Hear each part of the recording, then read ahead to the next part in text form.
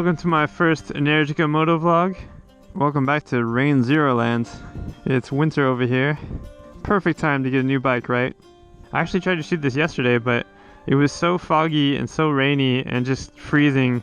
And I'm using a 360 camera, an Insta360, and I had the dive housing on it. The stabilization with the rain on the dive housing looked really strange. So here I am trying to reshoot this the next day. As you can see, the weather is a whole lot better. So what I'm trying to say is, if you enjoy my riding videos, consider supporting my channel by building a device to control the weather. I actually haven't ridden the bike since the first service. A few people left me comments saying it probably wasn't necessary to do the whole oil change thing, but there's a good reason to do it at 1000 Ks. My buddy Patrick, the mechanical engineer, electrical engineer, machinist guy who builds giant mech things for a living, said that all the gears and stuff are brand new, so they might have little burrs from the machining process, and you don't want that stuff coming off and swimming around in the fluid for too long. And if anything's misaligned or there's a problem, you'll find out right away, instead of waiting another couple thousand Ks until it explodes. You're actually supposed to do the same early checkup thing with Zeros. That way you can make sure everything's cool and the motor doesn't have bearing problems. Because mine did. So what you saw in that video was me doing the service myself, which sparked a bunch of reactions like, wow, that's so much work. But it's only because you have no idea what your dealer's doing. Try commissioning a Zero motor yourself. In the end, I'm just shooting videos to share every part of Energica ownership. Anyway, I'm going to say that the vast majority of motorcyclists in the world have only experienced gas bikes. So in this video, I'll try and explain what electrics are like in general, compared to what you're used to, but also how certain electrics differ from other electric bikes. This isn't an easy comparison because gas and electric are so different. Even Baron von Grumble had a hard time explaining it. I think there's two different things, because actually the electric stuff I've ridden is genuinely really good fun, but it's a different kind of fun. It's like, it's a different experience. It's a totally different experience. So, you know, the petrol stuff, it's not comparable really in my mind to the electric stuff. It's a different experience. And a lot of people don't want electrics to be different. There's a company right now that's trying to build electric bikes that emulate gas bikes, called Emula. Here's a video of what that's like.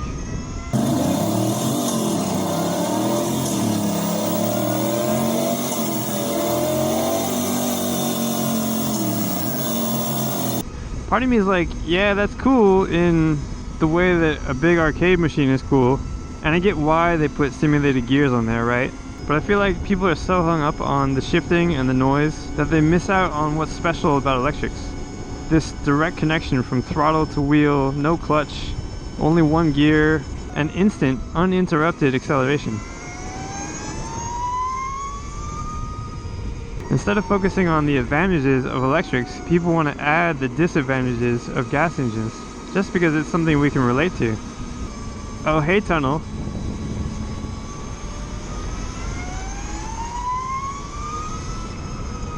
But okay, let's compare electrics to gas. My Zero SR is kind of like a 250. You know, you get on it and it's really lightweight, really nimble, has these narrow tires, and the bike is physically kind of tiny. But then you grab the throttle and it launches like 1000. And that's what shocks people. A Zero is usually the first electric bike people get to ride. So it gives you this crazy first impression of what electric motorcycles are like. That kind of acceleration on such a small bike surprises most people. But right now in your head, right, you're probably picturing something like a Ninja 250 with a liter bike engine swapped in. And that's still not right. That's how it performs, but not really how it feels. Imagine you don't have to rev it up before you feel the power. It's already there, like some alien spaceship force that just teleports you. And there's no feedback. It doesn't vibrate or get louder, and you don't have to upshift to keep accelerating. The smoothness is what's hard to explain. This bike though, like when you see the Energica, you already know what you're in for. It's not a surprise like the Zero. You know it's fast already. It looks fast. And it's bigger and heavier, kind of like, I would say, a mid-2000s R1, so you expect that kind of performance. But the power band also feels different than the Zero. The throttle is more refined. It doesn't just shoot you off, you know, it kind of ramps you up. And then the regen. Okay, so I tried to describe the throttle to Jen, and she said it sounds like when you're racing slot cars, where you have one button that speeds you up and slows you down, and it's really smooth. So you can go as slow as you want, or you can just grab it and your car shoots forward instantly and then flies off the track and hits somebody in the face. If you think about that kind of acceleration and the way that vehicle moves with that one button control, there isn't any gas bike that performs that way. My buddy Jez actually has a theory that electric motorcycles are closer to phones than they are to gas bikes. Like, what do you do with your phone? You plug it in to charge it, you use it, and then you drop it and crack the screen. But that's it, right? It's super simple. Same deal with electric motorcycles. You're not checking valve clearances, you're not changing the oil in your phone. Okay, I just made a video about replacing the fluid in this thing, but shout out to Mark in Australia for bringing up liquid cooled computers. If you have high performance electronics, you want active cooling. And I think this counts as high performance electronics. But in general, there isn't much to do to these, and they're just as reliable as your phone. You know, you wouldn't think about doing maintenance on your phone every couple thousand charges. I don't know. I don't even know how to compare phones to gas bikes, and that's the thing. But there are other aspects that are similar experiences, like when your battery gets too low, you have to find an outlet to plug it into. Well, these use the same outlets. And just like phones, the tech is advancing so quickly that your bike could be obsolete in a year. But it's still awesome, right? Like my Zero is 5 years old, but it's still such a solid bike.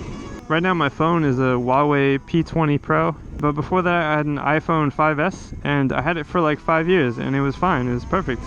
The only reason I upgraded was because I wanted a better camera. And it's kind of the same deal, right? Because my Zero is still awesome, I just wanted a little bit more. I wanted faster charging and, you know, more power and stuff. Anyway, I'm getting off track, but in the end, it seems to make more sense to compare electric bikes to other electric bikes instead of gas bikes. So what you really want to know is, how does my new Energica stack up against my old Zero SR? And this is going to sound funny, but getting back on my Zero after riding the Energica, I think because of the weight, it feels like I'm going from the huge Huawei phone back to the iPhone 5S. It's so tiny and light, and the Zero just kind of feels like a toy. But it's only because I got used to this bigger, heavier thing, right? The Zero is still awesome, and it's still fast. And I'll be honest, on a lot of these tight, twisty roads, like we took it to this local road that we always ride on, and the Zero is actually faster than this. It's kind of like Superbike versus Supermoto. Supermoto on a go-kart track would totally destroy it. But, you know, on a high-speed racetrack, it's a different story. Even the launch, like, you guys saw our little drag race on the highway. When it comes down to it, Jen was basically as fast on the Zero as I was on this bike. And it was shocking. What was even more shocking was she got home with more range than I did. So it made me think really hard about what I liked about both bikes, and if the Energica was really better. Another tunnel.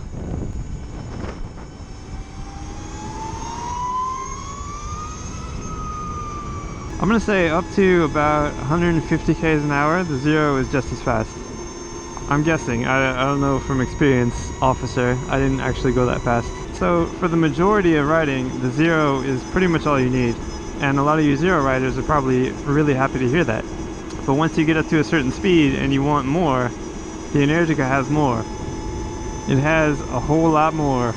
But let's just say the performance is the same between the two. It's still that 90-10 scenario, right? The Zero does 90% of what I need a bike to do, but that 10% is so sweet. It's the icing on the cake.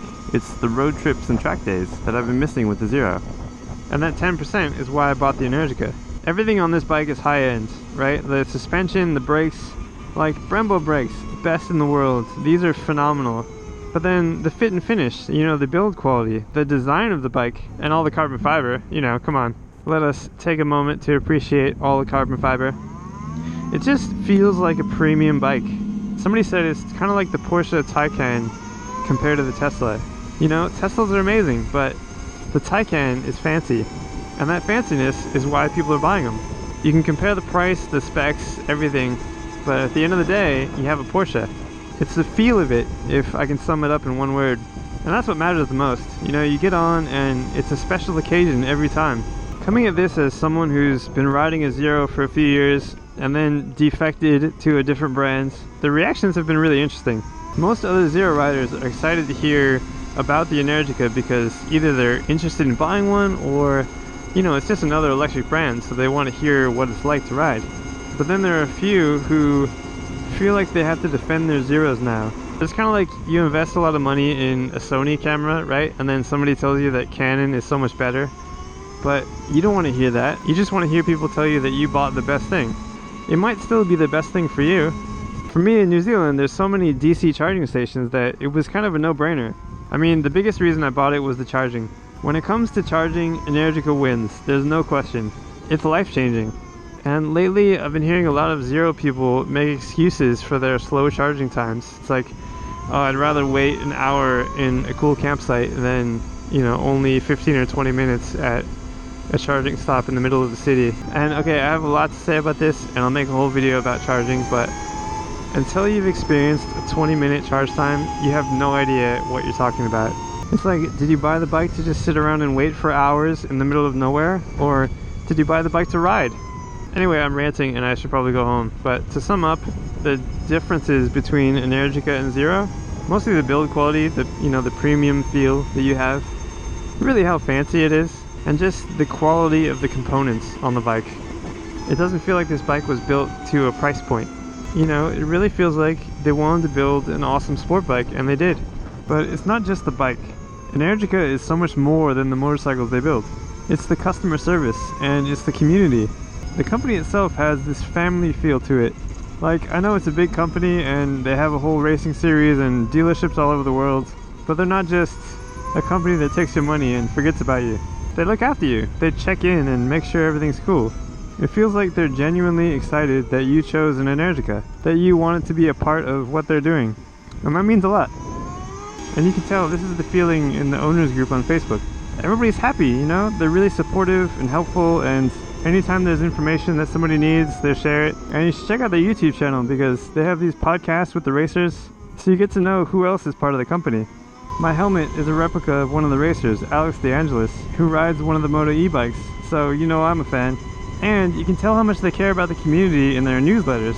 It's always about what people are doing with their bikes all around the world. Lex Summers in there, they're always sharing his stuff. My buddy Tony was the first one in the US with the SS9 Plus. And in the latest newsletter, they did a huge write-up on me. I felt honored. Like, for the company to be excited for you to ride their bike is just huge. I'm so printing that out and hanging it in my garage. But so far, that's my experience with Energica. They're cool people. I'll try and shoot some more of these videos where I just ride around just to get more videos up because a lot of you guys have been asking for it. So I'll have a whole video series, a saga if you will, about all the features of this bike. Because I'm having a lot of fun, even if the weather is not fun. Alright, thanks for watching, and I will see you guys next time.